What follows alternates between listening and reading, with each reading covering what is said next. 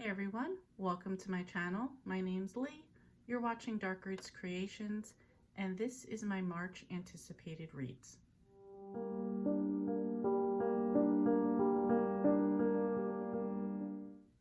So first up is going to be The Kind Worth Saving by Peter Swanson. This is the second book in his Henry Kimball and Lily Kittner series.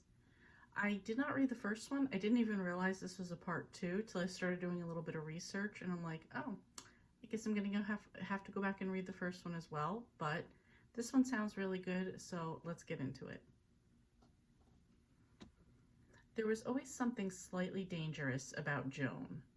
So, when she turns up at a private investigator Henry Kimball's office asking him to investigate her husband, he can't help feeling ill at ease. Just the sight of her stirs up a chilly memory. He knew Joan in his previous life as a high school English teacher when he was the center of a tragedy. Now Joan needs his help in proving that her husband is cheating. But what should be a simple case of infidelity becomes much more complicated when Kimball finds 2 bodies in an uninhabited suburban home with a for sale sign out front. Suddenly, it feels like the past is repeating itself, and Henry must go back to one of the worst days of his life to uncover the truth. Is it possible Joan knows something about that day, something she's hidden all these years? Could there still be a killer out there, someone who believes they have gotten away with murder? Henry is determined to find out, but as he steps closer to the truth, a murderer is getting closer to him, and in this hair-raising game of cat and mouse, only one of them will survive.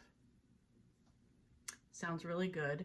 So I think it's just like different stories each time, but Henry and Lily are the main characters. So this one comes out on March 2nd. I'm looking forward to it. It goes along perfect for March Mystery Madness and for thrillers, which I'm always up for. Next up, we have What Have We Done by Alex Finley. I read his previous 2 books. The first was Every Last Fear. That was published in 2021, and I gave that 4 stars. And then there was The Night Shift from last year, and I gave that one 5 stars. So absolutely looking forward to this next one. Let's get into it. A stay-at-home mom with a past, a has-been rock star with a habit, a reality TV producer with a debt, 3 desperate lives, 1 deadly secret. 25 years ago, Jenna, Donnie, and Nico were the best of friends, a bond forged as residents of Savior House, an abusive group home for parentless teens. When the home was shut down, after the disappearance of several kids, the 3 were split up.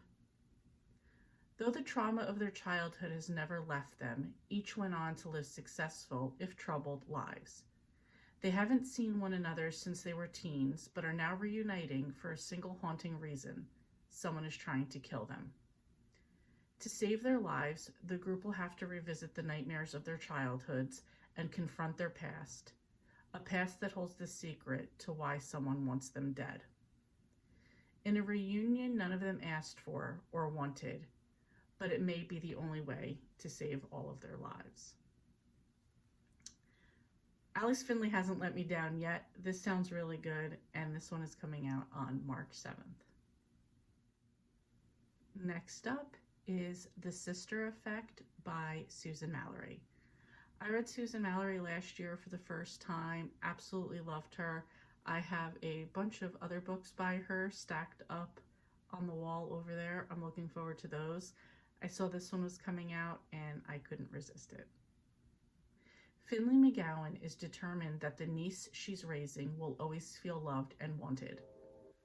Unlike how she felt after her mom left to pursue her dream of stardom, and when the grandfather who was left to raise them abandoned her and her sister Sloane when they needed him most. Finley reacted to her chaotic childhood by walking the straight and narrow, nose down, work hard, follow the rules. Sloane went the other way. Now Sloane is back, as beautiful and as damaged as ever, and she wants a relationship with her daughter. She says she's changed, but Finley's heart has been burned once too often for her to trust so easily. But is her reluctance to forgive really about Sloane, or worrying over losing what she loves the most?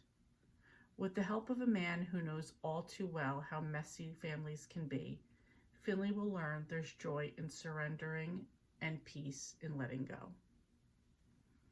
I just really enjoyed her book last year, so looking forward to this one again, and this one is coming out on March 7th. Okay, and this last one might be an honorable mention for people. I know people either love or hate Danielle Steel, so this might be a pass or it might be of interest. I've actually liked everything I've read by Danielle Steel, and I've read more modern stuff by her, so I don't know what her older stuff is like. Just saying. So, Worthy Opponents is out in March, and I'm looking forward to it. Spencer Brooke always knew she was destined to be CEO of her grandfather's business, the most respected and luxurious department store in New York City. Brooks has been at the center of every happy memory she has, but it hasn't always been an easy journey. 7 years after her father's death, her life is very different from the days when she walked through the store with her grandfather as a young girl. She may be the owner of Brooks, but she's also now a divorced single mother of twin boys. And with the ever-evolving landscape of the fashion industry comes new challenges for Spencer and the legacy she's inherited. I'm going to leave it at that. There was a little bit more, but it was basically about kind of like knowing your power as a woman and, just being a boss. So we'll see how it goes. That's kind of, I feel like each one I've read, there's like a little bit of like a broken family, or kind of like have to pull yourself up even if you are of privileged means type of thing. I don't know. Like I said, it'll be a hit or miss for people, but I'm looking forward to it. And if I didn't say it, this one comes out on March 7th. So that's it. Another kind of miss month for me. I thought there were going to be a lot more I was into. I'm going to do like better research for April and May to try to find better books, or more books. I don't want to say better, more books. So hopefully that'll happen. Anyway, if you're interested in any of these, please let me know. If you've read any of these authors, I'd be interested in knowing that as well. If you have some other book that you're looking forward to in March, please let me know. I'm always on the lookout for new releases and new authors and books that I'd be into. Thank you so much for watching, and I will see you next time.